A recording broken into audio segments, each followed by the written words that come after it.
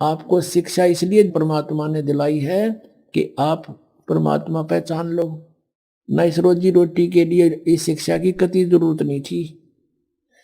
पहले हमारे पूर्वज थे, अपना सिंपल वे से कच्ची झोपड़ी डालकर मकानों में गुजारा करते थे। 20-20 10-10 पीढ़ी ऐसे पार होगी, निकल गई यहाँ से कब टाइम पास करके।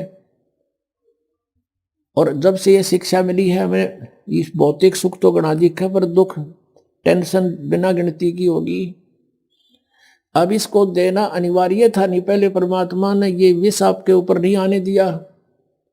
अब इसलिए ये शिक्षा आपको इसको बहुत अच्छा मानते हैं, लेकिन अच्छा ये इस दृष्टिकोण से तो अच्छा है कि हम भगवान पहचान लेंगे अब बस, और बाकी डॉक्टर बन गए, इंजीनियर बन गए हैं, और कोई IAS IPS बन गए। ये तो पेट का रोड़ा सारा, इसके लिए इसकी जरूरत हमने नहीं थी।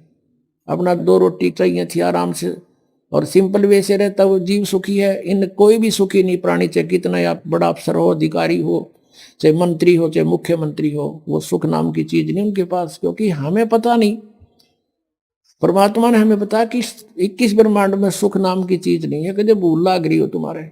लेकिन ये शिक्षा जो मिली है, इसका उद्देश्य ही है कि हम भगवान पहचान लेंगे, अपना पीछा छुटवा लेंगे, और वहां चले जाओगे जहां जरा और मरण नहीं होता, वहां वृद्धावस्था नहीं होती, वहां पर मृत्यु नहीं होती। तो फिर हम वही ना रहेंगे, यहाँ क्या करेंगे? यहाँ जो कितना सुखी है आपके पास, बच्चे भी हैं, संतान अच्छी है आपकी, और खूब यहाँ संसारिक भौतिक सुख भी है। कल मृत्यु हो जा, भक्ति बिना अगले दिन गधा बन गया, बता चाट ले उस ठाठ ने जो छोड़ के चला गया, क्या काम आया आपके? तो परमात्मा कहते हैं हम जब मृत्यु तो होगी होगी, ये परिवार भी आपके साथ नहीं जाएगा, ठीक है, इसमें रहते हुए बच्चों को भी इस मार्ग पर लगाओ, इसी सीढ़ी पर चढ़ा दे उनको भी, और आशा करे कि दोबारा यहाँ नहीं आएंगे। हे भगवान, सपने में भी नहीं सोचा फिर जन्म हो मेरा आया, फिर जन्म हो गया, या दुर्गति फिर शुरू है जो सफर कर रहे हो आप, ना जाने कब ये पूरा हो जा, कब छोड़ के जाना पड़ जा।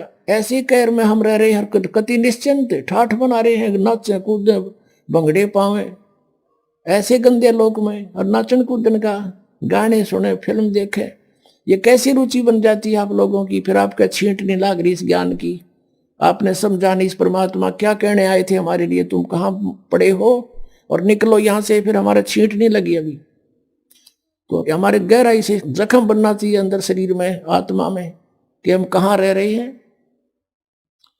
नानक साहब जी से पूछा था कि आप यहाँ हमेशा मायूस से रहते हो, तब उन्होंने कहा था भाई मायूस क्यों ना रहे, ना जाने यहाँ के बिजली पड़ जाए 1 मिनट में, ना जाने काल की कर डारे, किस विधि डर जा पासावे, और जिनाते सरते मौत खुड़कती उनानू केड़ा हंसावे।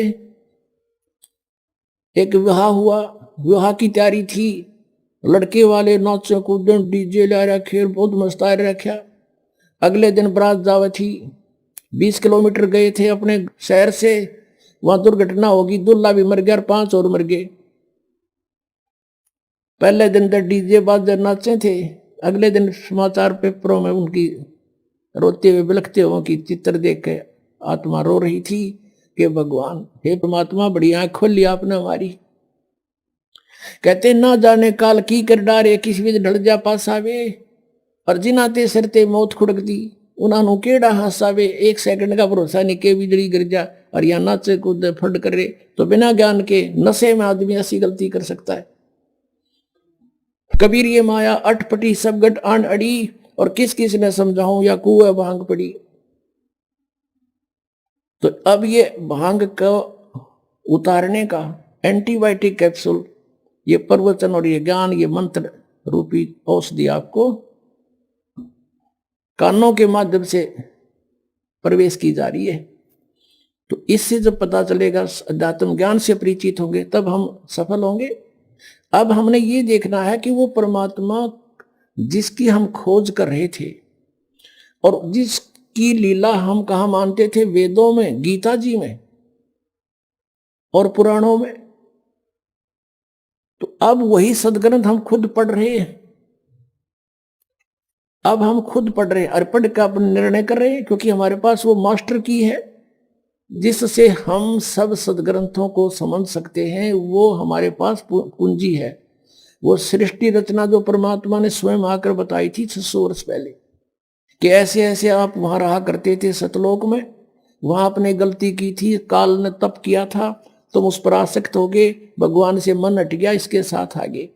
और यहाँ फिर इसने तुम्हारे को दुखी इसलिए कर रखा है कि वो परमात्मा दुखी होगा जितना मैं इन न सताऊंगा। हमें जितना ये दुखी कर सकता उतना कर रहा है ये। और क्योंकि हम इसके नहीं हैं, हम अपने कबीर भगवान के बच्चे हैं। अब वो रोता है हमारे लिए क्योंकि हम उसकी आत्मा है, गलती करके आ जरूर गए लेकिन उसको भी दुख है। जैसे किसी की बेटी बिगड़ जा, लड़का बिगड़ गया और नालायक लड़के तो ब्याह कर दिया उस लड़की ने, फिर वो उसको तंग कर रहा है माता पिता के ऊपर क्या होकर, फिर वो माता पिता फिर भी रो रहे हैं मेरी बेटी दुखी हो रही है, वो चैन से नहीं रह सकती। तो वही स्थिति हमारी यहाँ पर है। तो ये इतना दुखी कर रहा है आपको कि हालत कर रखी है आपकी, जीना छोड़ रखा है। और हम फिर भी यही सोचते हैं कि ना ऐसा ही जीवन होगा, ये तो नरक भोग रहे हैं। चाहे यहाँ पर प्रधानमंत्री क्यों ना हो, 36 बीमारी पावेंगी, टेंशन सो की सो, घर में कोई और बीमारी पैदा हो रही होगी, ना जाने की घटना घट रही। तो कहने का भाव ये है, हमने इस सारे दातम को समझना और फिर हमने उस भगवान को पहचानना है